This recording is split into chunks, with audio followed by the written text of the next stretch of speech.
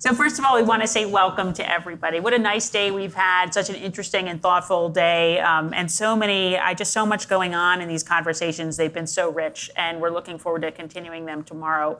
We want to welcome you here tonight, and we also want to welcome our guests here, our friends and our allies and our partners at Georgetown, other leaders who are close friends of ours, all of whom in some way contribute to support our work here at the Initiative. We're just so grateful to have all of you here with us and grateful that you can be a part of this conversation here tonight. We know, as Catholics, that Catholic social thought is our best kept secret, right? And we know that we often take it for granted. And so what we wanted to do was to bring together bringing together people from sort of the outside of the Catholic tradition to talk about why it's so important to them, on the one hand, and also others who work within Catholic teaching, who work within Catholic institutions to talk about why it's so important in their context as well.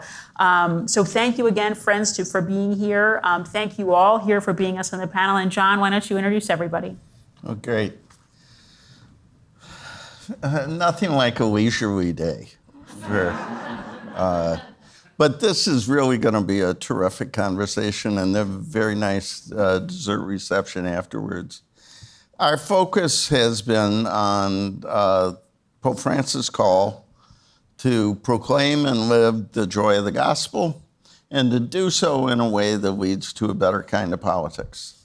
And so we are very blessed to have 4 leaders, 2 from inside the Catholic community, 2 from outside the Catholic community, to help us reflect on why are Pope Francis and Catholic social thought important now, given what's going on in our nation and in the body of Christ.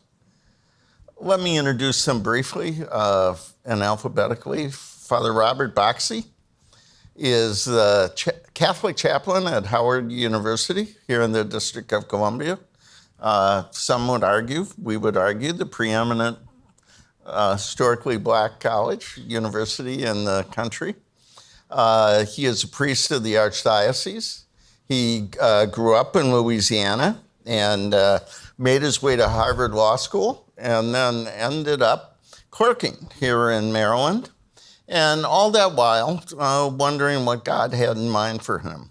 And what God apparently had in mind was service as a priest of the Archdiocese of Washington, where he went to theological college, he went to the North American College, he went to the Greg, and now he served in Prince George's County in a parish near mine, and now he serves as the chaplain at Howard. So we're very excited to have him.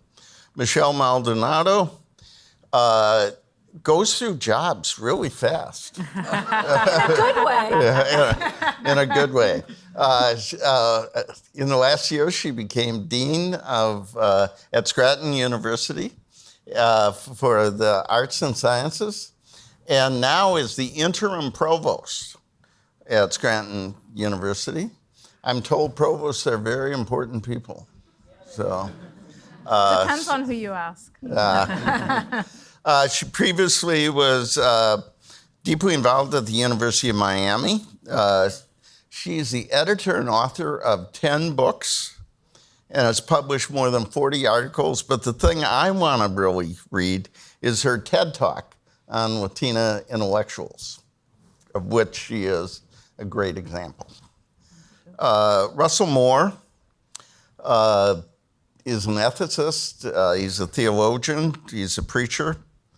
I think you probably know him for his past service at the Ethics and Religious Liberty Commission at the Southern Baptist Convention, and where, I'll say more about this later, but where he was a real profile and consistent commitment to the gospel in standing up against racism, for survivors of sexual abuse, clergy sexual abuse, and against some of the authoritarian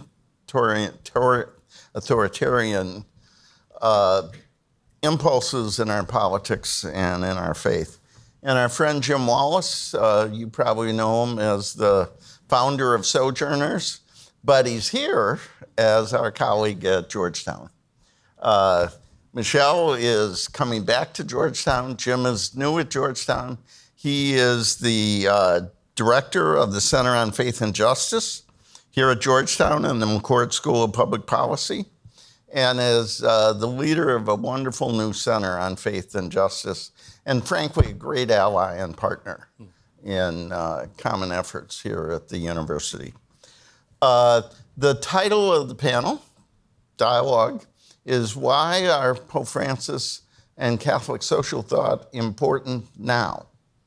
And so I thought I would ask a question, which is, why are Pope Francis and Catholic social thought important now? And let's just go down this way. I'll start with Russell.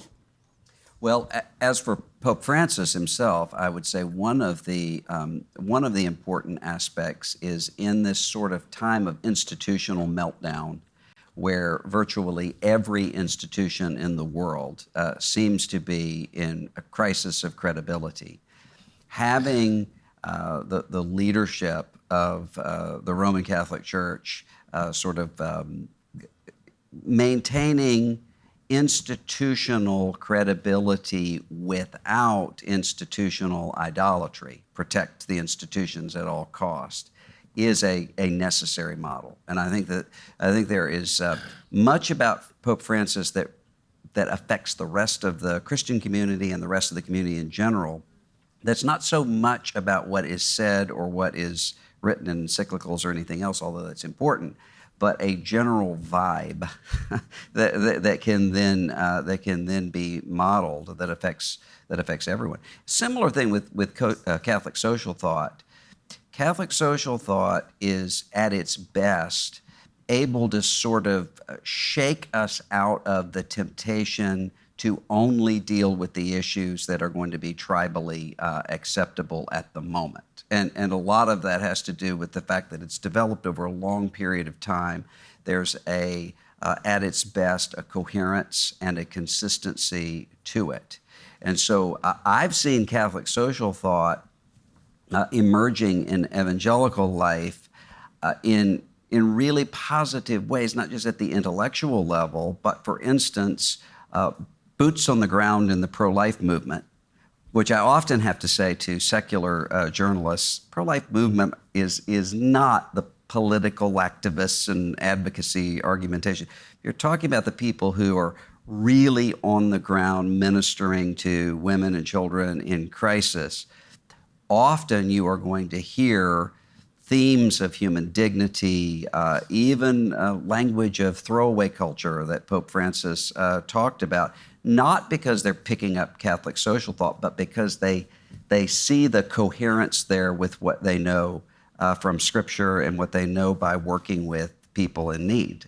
And so there's often when I'm coming into a community and I'm wanting to say to people, care for the refugees in your community, often the place where that starts, at least in the evangelical community, are people who started to learn about human dignity and human vulnerability because they've been working with Catholic fellow workers in that area, and are able to then see how does this apply to everybody in a way that I can really ask, what is God asking me of this person in front of me right now, regardless of how useful that person seems to be? And I think that's a massively important contribution. It's very powerful. I talked about where you came from. I did not mention where you're going. I think this week you become editor of Christianity Today. Tomorrow. Tomorrow. Yeah. Well, thank you. The preeminent evangelical magazine. I don't know if that would be a unanimous view, but we're honored to have you on the eve of your leadership in this important new place. Michelle, you're an insider in some ways. What's Pope Francis, why is he important? And why is Catholic social teaching important now? I think in terms of Pope Francis, we are in desperate need of humility and inclusion. And in a way that's actually embodied and not just lip service. So for me, his person as a pope and who he is and who he includes and who he acts needs to be a role model for all of us, not just Catholics. He also represents, being the first Latin American pope, a recognition of the global nature of Catholicism, of the center of Catholicism in the global South, in spite of what most people still kind of believe and say. And so those to me as well are equally as fundamental. You know, I had the privilege of being in St. Peter's Square when his papacy was announced. I was teaching in Rome. And to be surrounded by multiple languages, ethnicities, and races, and the celebration when he emerged on that balcony felt like such an important moment. And such a hopeful moment. I know we're going to talk a lot about hope later, so I won't, I'll bury the lead for now. But I do think that it's important not only who he represents in terms of his actions and his words, but who he represents as an embodied Latin American man and what that means for individuals in the global South, and in particular for Latin American and Latino and Latina Catholics. Similarly, when I think about Catholic social thought, I'm utterly perplexed that for the past 2 years, we have been living, over 2 years now, in a pandemic that has physically shown us how interconnected we are. That has shown us how, at a global level, that physicality and presence matter, right? That we somehow have emerged from this more divided than ever. And that the moment that should have taught us, which I think is the key lesson in Catholic social thought, that we are interconnected, that our image of God is a Trinitarian image of God, that shows relationality as definitive of who we are, we failed, particularly in this country. A very difficult test, which I think is very alarming to me. And so when I think about the value of Catholic social thought, it reminds us not only of that interconnectedness, but sort of echoing what you raised, is also reminds us that we need to be attentive to these pressing issues in our time, right? That theology cannot live in abstraction. That the best theology, the best engagement of we are at our best as a church when we are in the messiness of our everyday lives. Thank you very much. Father Boxey, you're a priest, a pastor, a chaplain. Why are Pope Francis and Catholic social teaching important right now? Before that, I just want to echo Dr. Maldonado. I was actually also, too, in 2013 in St. Peter's Square. Sure. When I Pope thought Francis I wasn't. recognized you. I was on the other side with all the seminarians. It was truly an incredible moment, one that I cherish and go back to very often. Yeah. So, for me, Pope Francis is important because he's a prophetic voice. He's the voice that we need to hear and listen to and follow in this very moment that we're in, with so much division, so much confusion, so much distraction, so much tribalism. All the issues that we are facing right now, he is calling us to something better. He's calling us to something higher. And to deal with all of the challenges that we face coming out of this pandemic. There's war right now. There's issues with in the environment, climate change. Here in this country, we continue to deal with our political system is falling apart. Racism in our country. So we have all of these issues and these challenges that we face as a community, as a human society, that Pope Francis is calling us to the moment now, and we have to heed his voice. And the other thing too is, he just doesn't say things. He actually walks the walk and talks the talk. And that's something that I think should be an encouragement for us, for all of us ministers and leaders in this area, to look to our leader, our spiritual leader, to look to Peter, the rock, the vicar of Christ, who now goes by the name of Francis. The second thing I would say about Catholic social teaching is it's the roadmap. It's the playbook. It's not an addendum to the gospel. It's not something extra. It is the gospel in practice. It's the gospel incarnate. And just one particular example that I think is very illustrative of this is, when we go back to the basics, when we go back to what we know, what has been in our tradition, what is passed the test of time, we can find the answers that we need. We can find the solutions to these very difficult problems together. There was an article a couple years ago in 2020 that Archbishop William Lori from Baltimore had written about Catholic social teaching and Black Lives Matter. And however controversial Black Lives Matter is, just the simple words itself, he actually did an analysis of Black Lives Matter and Catholic social teaching and how they actually line up, and how we can use Catholic social teaching to understand something that really shouldn't be controversial. Black Lives Matter is a pro-life statement that all of us should be able to get behind. And the fact that he did this analysis with Catholic social teaching was very powerful. And I think that should be a model for us to be able to engage in dialogue and to solve all of the pressing issues that we encounter and face right now. Jim, your friend and ally, now a colleague, why do Pope Francis and Catholic social thought matter now? Well, I'm one of the outsiders here tonight. Though having been here for a year, I feel like an insider. So welcome to our Riggs Library. One of my favorite places on this campus. This group that was going to gather tonight reminded me of a story, how Catholic social teaching impacted me a long time ago. We were Sojourners celebrated a 50th anniversary this past year. I was only 6 at the time, but we did it back in Chicago, where we were at Trinity Evangelical Divinity School, where we started.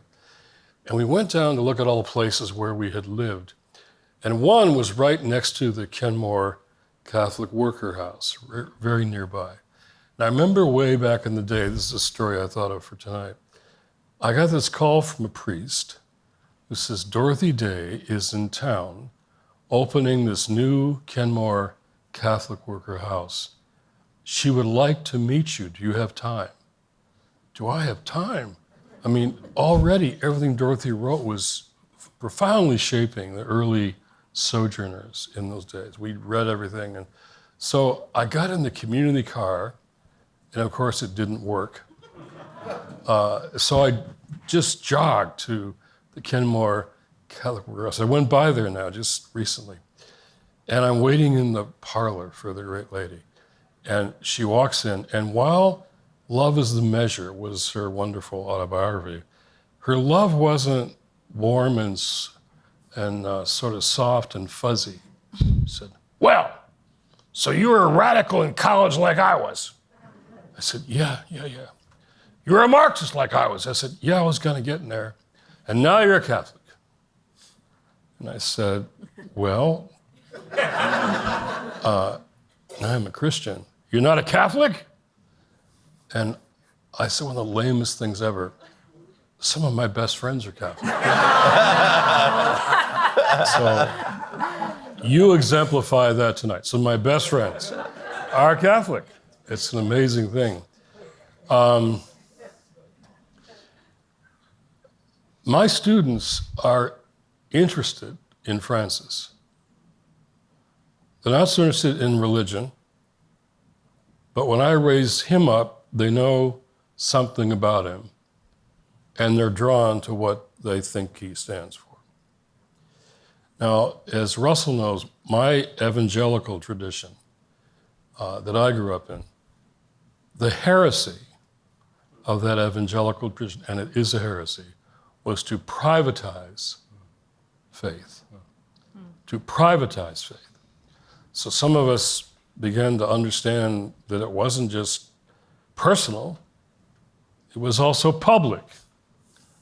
And Catholic social teaching began to teach some of us that public discipleship or public faith.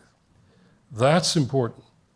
But he exemplifies, to me, both that personal faith so wonderfully and that public faith. He brings it all together in a way that is so attractive. And we'll get more into this, but we have a real crisis globally, but right here. This democracy is in crisis. It's in crisis in part because of the fundamentalisms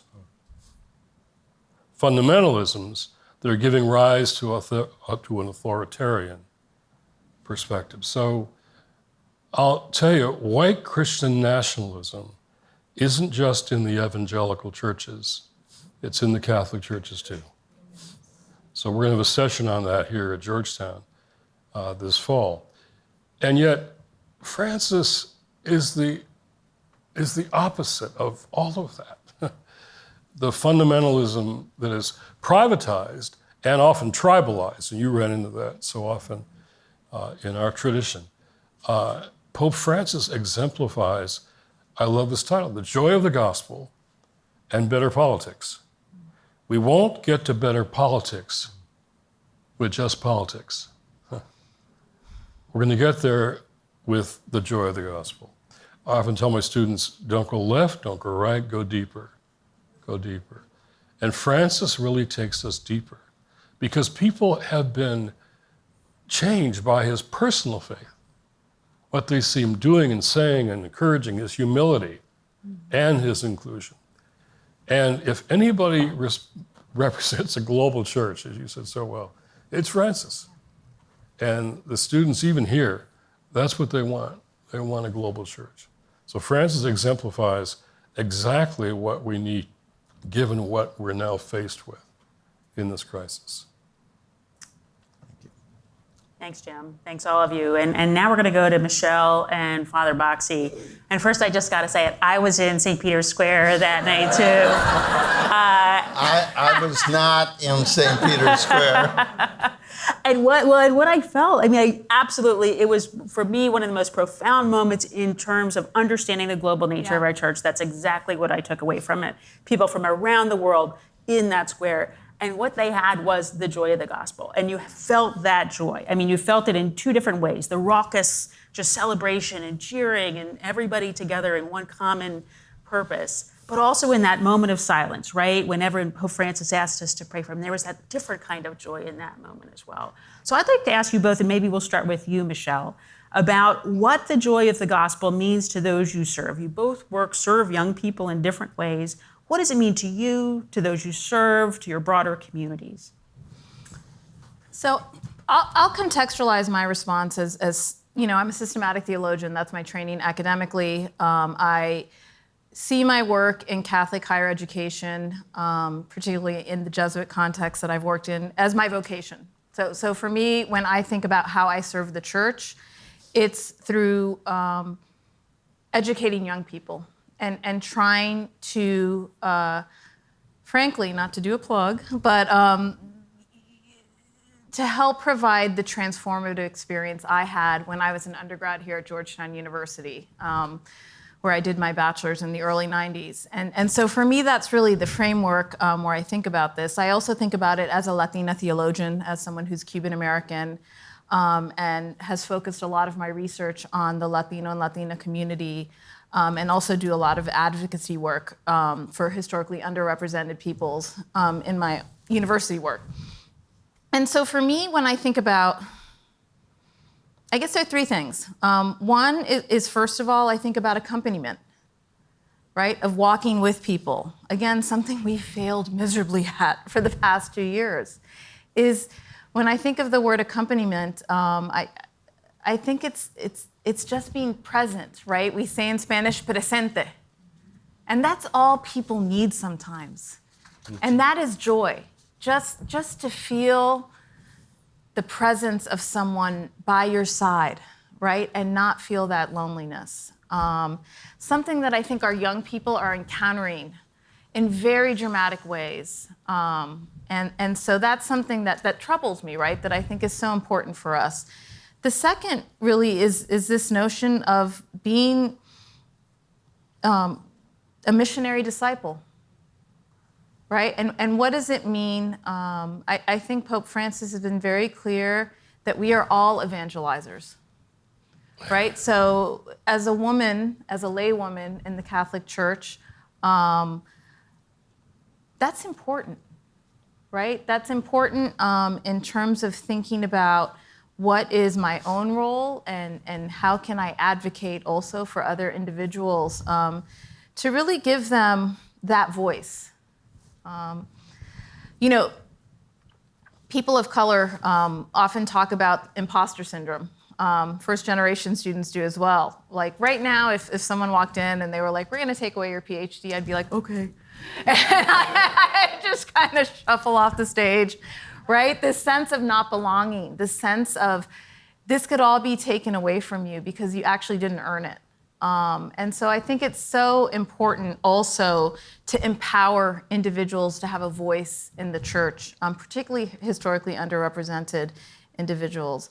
And the last thing I would say is really to be living, and this connects to Catholic social thought as well, is the church is at its best when it's engaging the world. And it is at its worst when it is obsessed with self-preservation. And so for me, Francis and Catholic social thought represent the church at its best. The church at its best, absolutely, couldn't agree more. How about you, Father Boxey? Where do you find the joy of the gospel? How do those you serve find it? Yeah, for me, I mean, the gospel is a message of joy. It embodies joy. I mean, to know that there's a God who loves me, to know that I have a Savior who died for me, to know that the Creator of the universe wants to have an intimate relationship with me. I mean, that there's joy in that. And, you know, I have a very privileged role as a priest to be able to enter into people's lives, to bring Christ to them, and to encounter Christ in, through, and with them. You know, I can't remember who said it, maybe Mother Teresa, but, you know, joy is that infallible sign of the presence of God. And when we can tap into what truly makes us human, when we can tap into that part that is so connected with God, and when we can bring God out of that, we can bring Christ in that encounter, that's what it's all about. And I'm also in a unique situation at Howard. You know, the Catholic ministry has been there for a long time, but our presence is small, but we're small and mighty, but growing. And so I feel very privileged, you know, especially when I'm wearing the collar, and you know, because I can literally, you know, my office is all of campus. You know, we don't really have a space on campus, so I really post.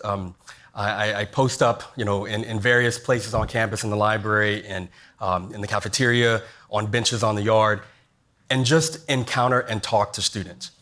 And for me, that has been an incredible gift for me to share, you know, who I am, to share who I'm about, who I believe, who I serve, and to really get to know them, to hear their story, to accompany them, to encounter them, to see the face of Christ in them, because each of us, we are bearers of the image of God. And when we can experience that together, when we can encounter Christ together, that is joy. You know, that makes it all worth it. And you know, for all of us who are in ministry, you know, for us to be able to see God working and active and present in people's lives is an incredible privilege. It's an incredible gift, one that I am not worthy of, one I have not done anything to deserve or merit on my own. But to see God work is in of itself joy. And so I like to share that joy that I have for the gospel, for the Lord, and to see that in others is truly a gift. It's truly a gift. Thank you. Michelle, one more back to you. We've talked already a little bit about what it means to have a Latin American Pope. You are one of the focuses of your work is Latina theologies. Can you say a little bit more about that? What it means to have a Latin American Pope, what it means to Latina Catholics. Why is that so important now at this moment? Because we want to be seen. I mean, we're not even at the point of saying we want justice. We want our existence recognized, not only in this country, but also in the church, where we are now over 40% of the church in the United States. But I don't think in any way are central to the national church's identity. And so for me, again, to say the word presente, it's an acknowledgement of our presence. And it's troubling that we're still at that point, that we're like, wow, we're here. I think we live in such a complicated historical moment when we think about racism in this country. I very much recognize the legacy of the black-white paradigm of the transatlantic slave trade that has defined this country historically. I struggle when we maintain that paradigm because it erases, right? It erases a lot of brown people and mixed race people and folks that don't fall neatly into that. And so I don't have the perfect language yet and the perfect way to collaborate and recognize our history, but also recognize our present. But for Latinos and Latinas, it's just so important for us to just be acknowledged, because so often we are erased until an election cycle comes and they're like, why did all the Cubans vote Republican? And I'm like, well, just come down to Miami and we'll tell you, and the complexity, it's also, we're very homogenized in this country. And if you actually, I'm a Cuban American from Miami. I would not claim the identity I just raised politically, but it is the overwhelming demographic of that community. I've lived in California. I've lived in New York. I've lived in DC. My husband, who's here, is Guatemalan. We're very different too, right? And so also I know we're going to talk about politics later. But also when the vote is divided among Latinos and Latinas, or when sort of Catholic Latinos and Latinas are divided on social issues, and people on the outside of our community say, what does this mean? We don't understand. It's because you don't see us, right? You just see us as this big lump, right? And you don't get the complexity and the nuances and the racial diversity, frankly, of our communities. Father Boxey, one more to you. I'd love you to respond a little bit to what Michelle was saying, and also to talk about how principles of Catholic social thought are important in your work, to your students, to your parish community that you used to serve in, to the Black community more broadly. Catholic social thought, especially in the Black community and in Pope Francis. Again, I really would agree with Dr. Maldonado. The Pope is talking about issues that have always been in our community. And again, feeling as though you're being seen, you're being heard, that the struggles and the challenge that you have been facing for so long that really, African Americans have been dealing with since we first arrived here on these shores. And for the leader of, the Catholic Church to acknowledge that, to talk about that, to make that front and center. I mean, when the Pope mentioned and prayed for, George Floyd, that was huge. And there were, many of our own bishops who wouldn't address it or who didn't issue anything, who didn't talk about it. The fact that he, prayed for his family, the fact that he even, acknowledged the movements that it spawned. The fact that he even compared it to, I believe, the Good Samaritan. Like, there were these individuals who saw an injustice and did and wanted to do something about it, and so that means so much in the Black community. And again, he's speaking to a people, to a community, to issues that have always been there. But he's giving voice to them and saying that, no, these are the issues that all of us need to be talking about, that all of us need to be addressing and at the forefront and center. Because, racism is as has been said, America's original sin. And really you could even say the original pro-life issue, right, for this country, even with, Native Americans. So Pope Francis, the issues that he talks about, that he champions, gives us a lot of credibility now, because he's talking about the issues that especially matter to the Black community, that especially matter to young people, and so it enables us to really have a better dialogue, a better conversation about how we can in fact go and do what the Pope is asking us to do. Very powerful. We've heard about the joy of the gospel. We've heard about the pain of not being seen, how complicated it is to be a part of the body of Christ. I want to shift a little bit to the other part of our conversation, which is a better kind of politics.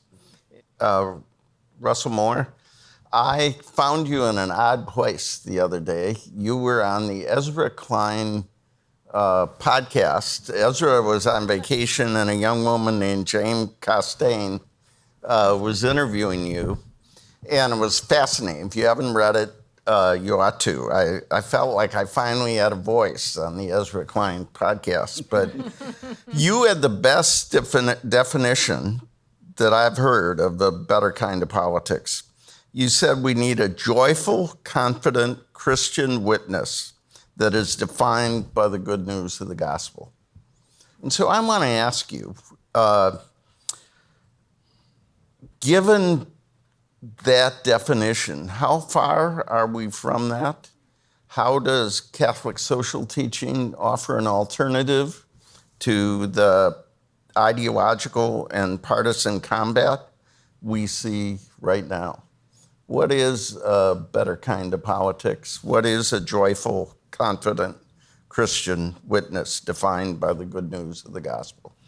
Well, not only do I think we don't see much joyfulness in any arena in American or global life right now, but also we really don't see much politics.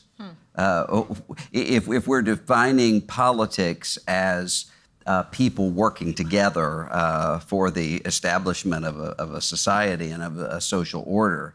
Instead, what we see going on right now is a kind of politics that has become central to identity in very adrenal ways. So Walker Percy talked about in The Moviegoer, Binks Bowling would go to the library in Gentilly area of New Orleans in the 60s to read the conservative and liberal magazines, opinion magazines. And he said, I don't know if I'm a conservative or a liberal. I don't really understand any of these issues. I just know that the hatred that they feel for each other makes me feel alive. And I think in many ways, that was almost an ominous predictor of the algorithmic sort of world that we live in right now, where there are all kinds of incentives, joy, wonder, awe, do not prompt people to linger on content or to share that content. What does that is anger and fear. And then when you add to that a lack of personal significance that can be amplified or appear to be amplified by some political hive mind and some great drama that one is in the middle of at the moment. One of the reasons that we see authoritarianism, we see breakdown, we see all of these things happening is that. I mean, Steve Bannon, someone with whom I don't agree on a lot, but was talking in the Atlantic, in a profile in the Atlantic, about Dave from accounting. So you've got Dave from accounting. He dies, someone's going to stand up and say 10 minutes of mumbled words and he's gone. But online, in his gaming life, Dave from accounting is Ajax the warrior. He's in the middle of a big, huge cosmic struggle. When he dies, there's a funeral pyre and there's this heroic drama. He said, what we want to do is to show Dave from accounting that Ajax the warrior is his real life. That's what's happening. And what I would argue is Dave isn't Dave from accounting, nor is he Ajax the warrior. Instead, this is somebody whose life is to be ultimately absorbed into a much greater story that has a drama of its own. But when you have that sense of politics as a stand-in for that, and then when you add to it a kind of catastrophism that says, Wendell Berry used to say, the most dangerous words in the language are desperate times call for desperate measures. And so what I will see often, pastors will say to me, that they will parenthetically reference the Sermon on the Mount, love your enemies, when you're struck on the cheek, turn the other cheek. And someone will come up enraged after and say, where did you get those liberal talking points? And the pastor will say, I'm literally quoting Jesus Christ. What's interesting to me is not so much the biblical illiteracy there, although that is, but also what the usual response is, which is, that's fine in ordinary times, but not in times like these. These are hostile times that require more desperate measures. To which I want to say, Jesus is not delivering the Sermon on the Mount in Mayberry. It is in an occupied Roman territory with crucifixes up and down the roads.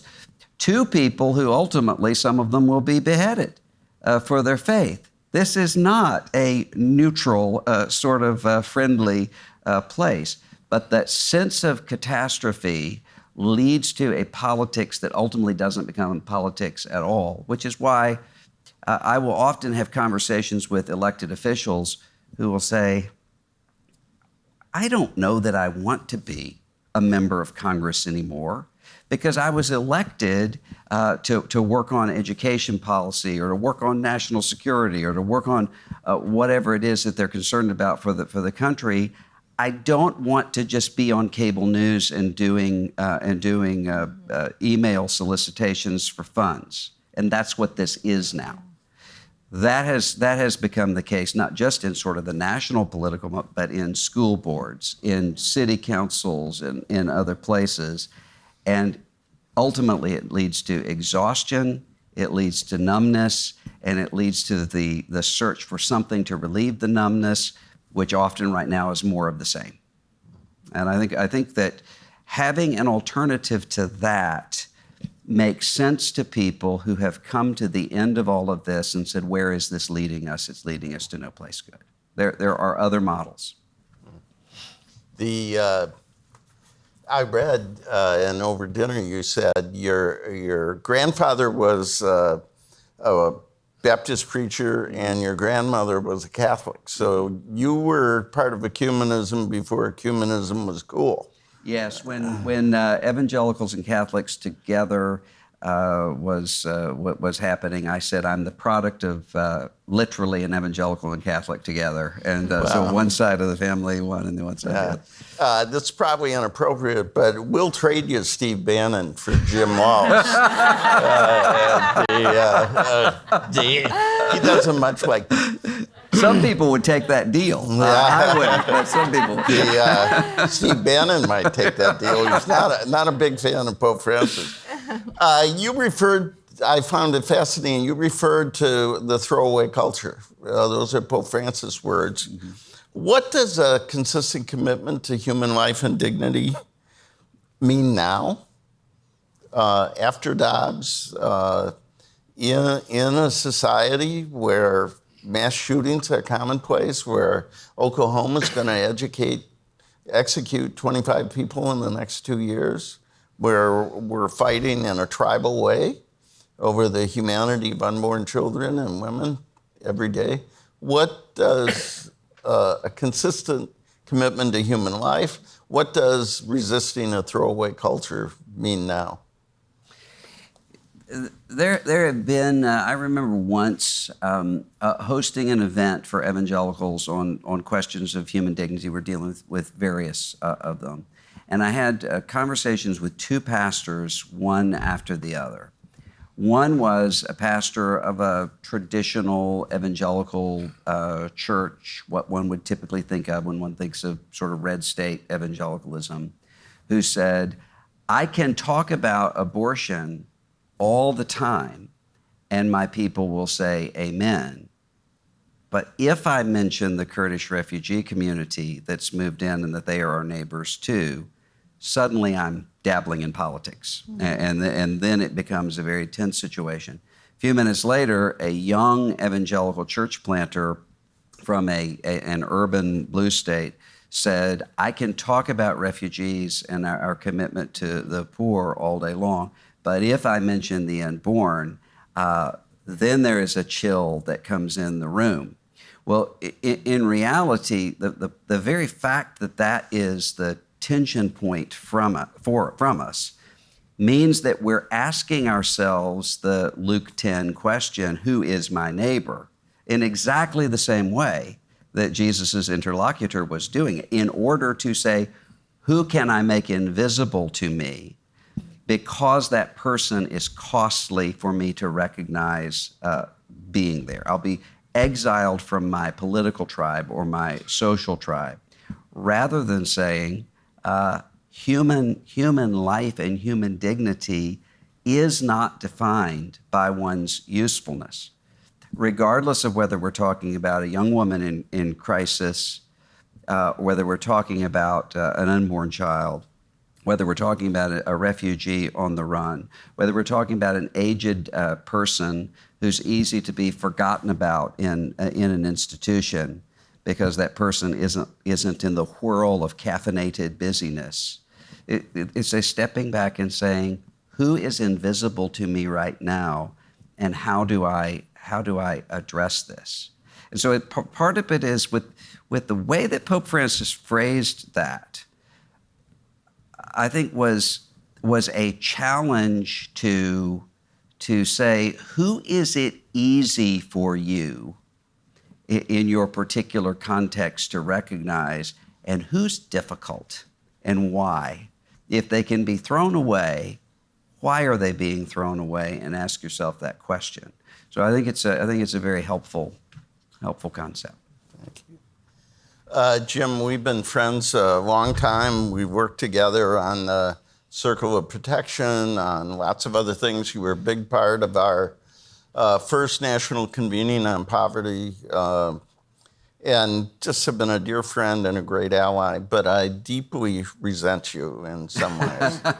I pulled this book off the shelf because I remember a trip to Minnesota, and I'll make this short, and I was giving a talk or doing something, and you were on the program too, and I said, Kelly, you ought to come down and hear me, hear Jim, this is going to be great.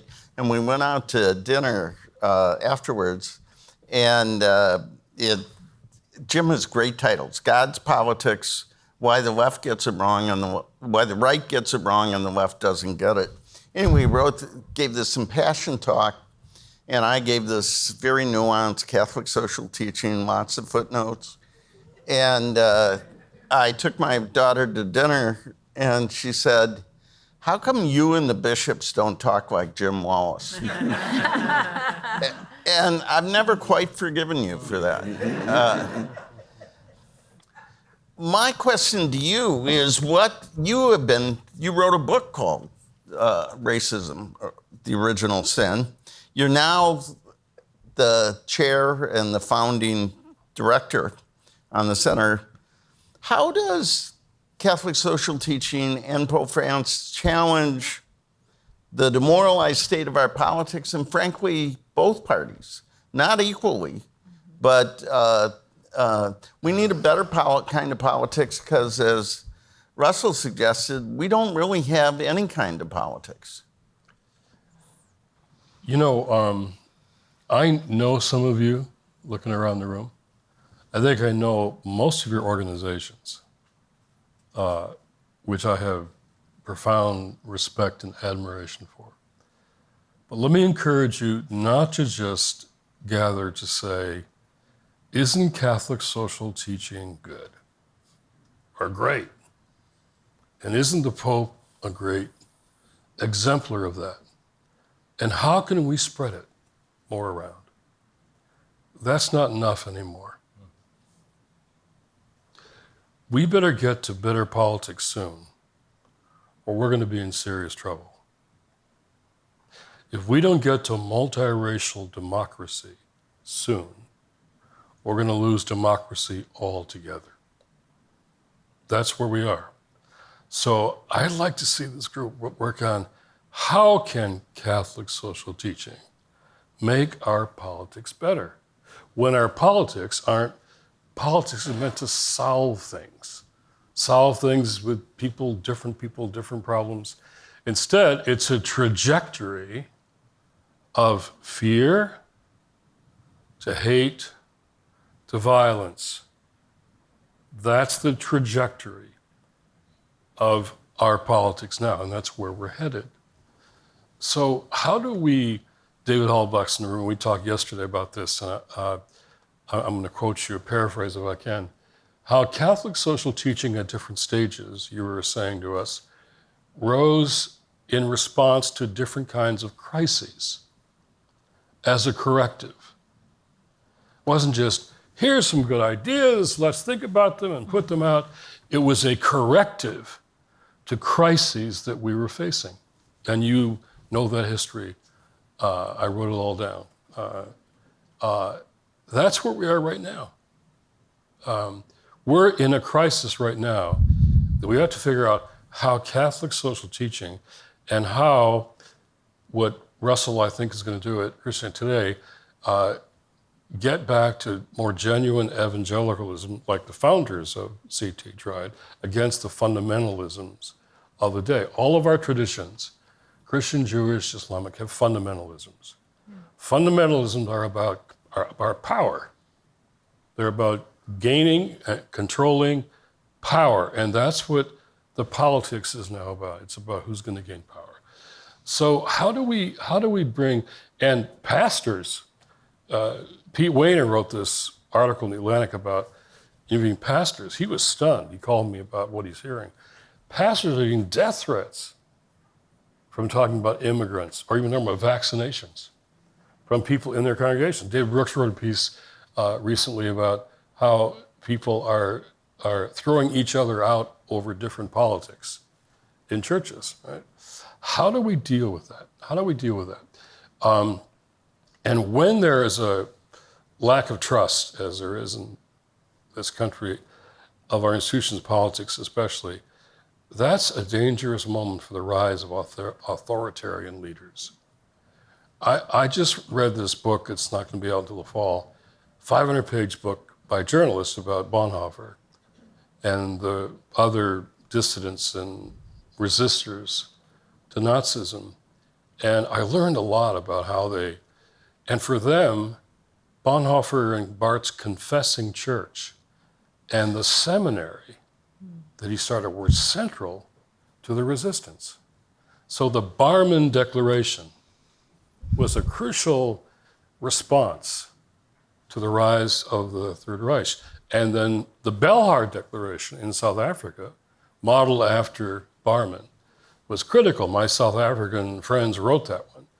So we're at that place right now. So it's how can this do? Like, we gotta make, this is where I'll speak, where I might have done that day. It was a lawyer who asked the question of Jesus, who was my neighbor. And I think it was a Washington lawyer. Because I know that tone of voice, you know? It wasn't, who is my neighbor? It's okay, just who is my neighbor here? Let me set some limits on that. Listen, the Judeans didn't think there were any good Samaritans, right? Jesus says, here's the guy I'm using as the example. An other hated Samaritan, mixed race and stay away from them. An other who helped an other to him. And the moral of the story of the Good Samaritan is love your neighbor, and your neighbor probably doesn't live in your neighborhood. Mm-hmm. That's what that text says. Mm-hmm. How do we preach that truth in our congregations? And the good news of the gospel, well, I'm all for that, but my wife and my family are chagrined that I won't seed the term evangelical as part of me. I did a column last week saying I won't cede it to the white Christian nationalists, because the good news was in his opening preaching gig at Nazareth, what I call his Nazareth Manifesto. He said, you know the text, the Spirit of the Lord is upon me because he anointed me to bring good news. It didn't say good news just to the poor. Release the captives. It's about the people we're leaving out and not paying attention to. And you're right. Sometimes people on the left leave people out too. So how do we preach the gospel and live the gospel in ways that can create a better politics? Because I'll just start with this. And with this, in our conversation yesterday, my old friend and now colleague at Georgetown, E.J. Dionne, said, when someone has murdered 11 million people and 6 million Jews, then I'll put their name next to Hitler's. Fair point. But we have an autocratic, authoritarian movement arising, an anti-democratic movement that doesn't acknowledge elections. And John said the criteria for this group is you had to think the election of both Joe Biden and Pope Francis were legitimate. That was a joke. But we have, Joe Biden is kind of getting there. Fascism, by definition, is anti-democratic. It's anti-democrat. It's anti-elections. It's wanting to gain and hold power by any means necessary. That's what it is. There's lots of versions of that. And Joe Biden got to semi the other day. But there's a truth that we have to tell from Catholic social teaching and our evangelical tradition about who our neighbors are, as you say so well, and who the good news is for. And our traditions, we won't get to better politics with just politics, or certainly bipartisan politics. How do we do, as we were talking yesterday, a theology for democracy? The center is going to do a whole new project on a theology for democracy, because we got to go deeper than politics here. And this is so, how does tomorrow Catholic social teaching, not just how to spread it, but how can this really help create a better politics? To me, that's a wonderful thing if you all could help figure that out. Thanks so much, Jim. And now I think we're going to open up to questions from you all. And I think Anna and Christian, do you all have microphones maybe that we can hand out? And does anybody want to start us off? All right, I'm going to break the ice and then somebody be ready with the next question. Somebody here want to talk about the shortfalls in Catholic social teaching or in Pope Francis' witness. What's missing? What are we missing? I don't know, Michelle, maybe we'll go to you. Do you have I don't mean to put you on the spot, but is there anything that you see missing in what we're talking about here? Maybe drop I'm the not. Pope. Yeah, I'm Pope going to drop. language. Pope. How about that? That's I'm going to drop right. Pope Francis. I mean, one thing I really struggle with Catholic social thought is it's just too idealistic. Like, we can't do it. Do you know what I mean? So it sets such a high standard. Augustine of Hippo is one of my favorite theologians, and he is someone who definitely dwelled on the sinfulness of humanity. And sometimes I think Catholic social thought forgets our sinfulness and sets such a high standard that we say, we can't do that, so forget it. You know what I mean? We're going to ignore it. It's too high a standard. So that's something that I struggle with, both individually but also communally. But again, that's the legacy or the imprint of St. Augustine on me. But I would, and it's not that it doesn't address the sinfulness of our historical moment or the different historical moments, right, that birthed these documents in this tradition. But sometimes I worry that it's just too idealistic. I'll just leave it at that. Nancy. Mary, then Nancy. So, Michelle, I heard 2 words from John. Coming back. Are you coming back to Georgetown? Oh, no, not that I know of. Just tonight. Just tonight. Yes, tonight. yes. Oh, what a gift you would be to this community. Aw, thank you. Thank you. Thank you very Thank much. you. Don't tell the Scranton folks that. We can start a little campaign. No, she's an alum. She's at home. She knew her way to Riggs Library. She's at home. She is, and we're sisters, which Yes. is wonderful. Michelle and I have known each other many, many decades, really, Yeah. now. Michelle, I want to take you on about this, that it's too idealistic. See, I think our job, I think it needs to be idealistic, and that doesn't bother me. I think what bothers me more is the other point you were making, that we're not realistic enough about evil in the world. Yeah. And I spent a lot of time staring into the face of pretty raw evil. And I think that our job is really always to figure out, how do we interpret the difference between this ideal and the evil that we confront in the world? And that's our job. And we, in various ways, through our lives, through our work, we give an account of an interpretation of that difference. And our best work is about giving it an interpretation that bends towards salvation. Yes. And we need that ideal, as well as being utterly realistic about the absolute horror of evil that there is in our world today. And so I just wanted to put it out there and see how what would you say? I mean, that we live in this tension, really. No, I don't disagree, and maybe I was too.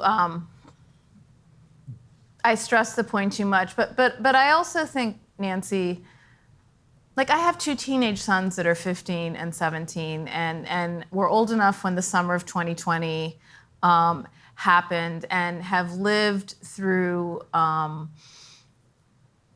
really strong anti-immigrant, anti-Latino stuff. You know, my parents came here as political refugees in 1960 after Castro's revolution, and raised me and my brother to be so proud to be citizens of this country and to understand it as a place that welcomed them as they escaped fascism, totalitarianism. And that is not the country my sons are living in and that they're conscious of. So I also want to hold on to that experience of young people that kind of look at us and say, really? You know, because especially, again, I have 2 teenage sons. I'm very dedicated to undergraduate education. You know, I think for folks that are teenagers and in their early 20s,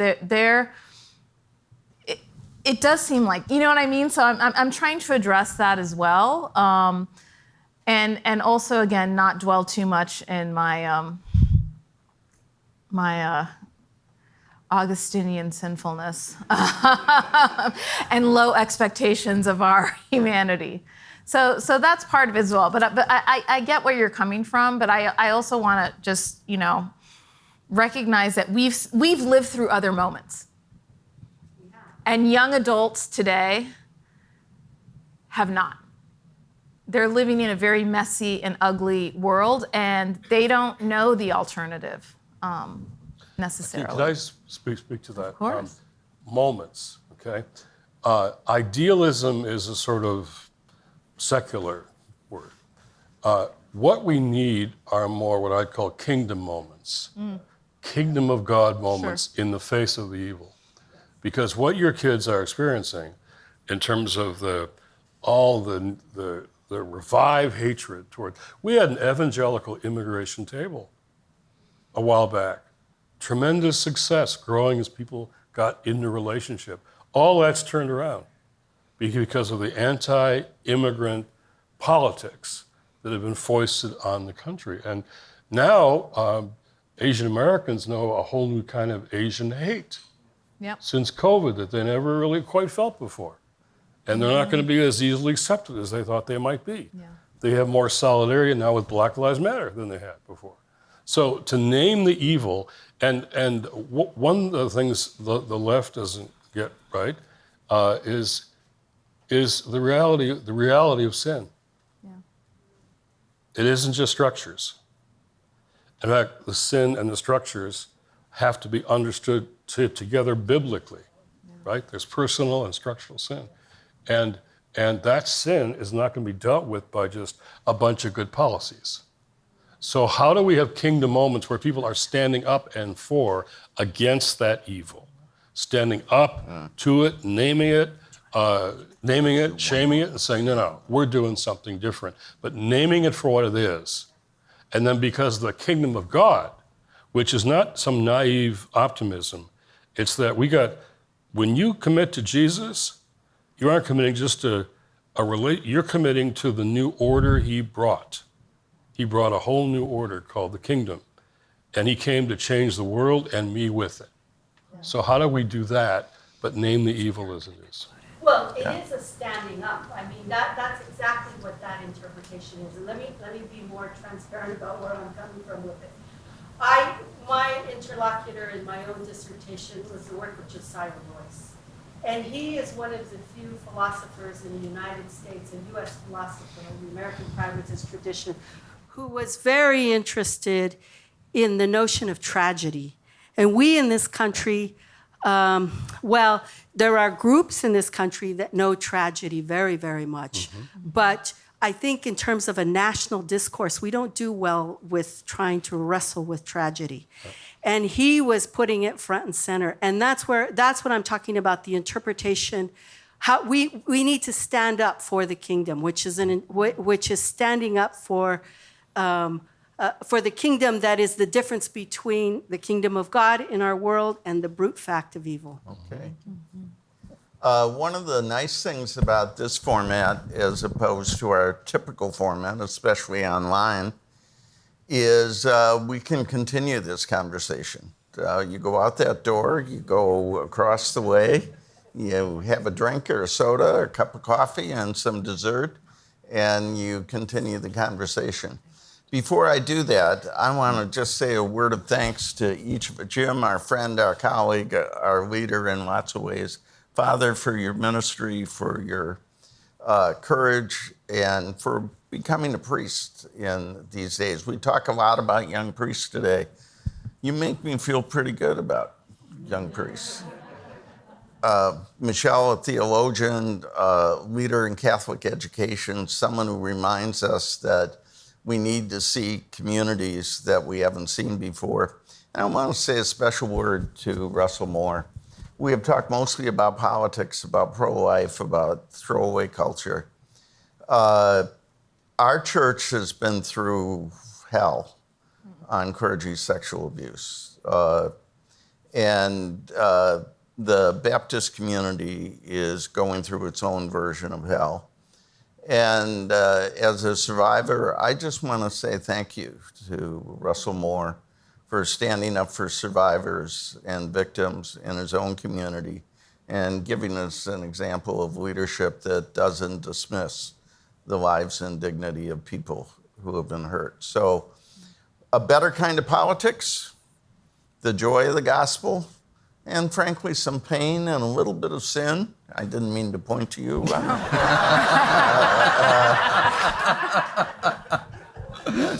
And a drink and some dessert. Join me in thanking these people.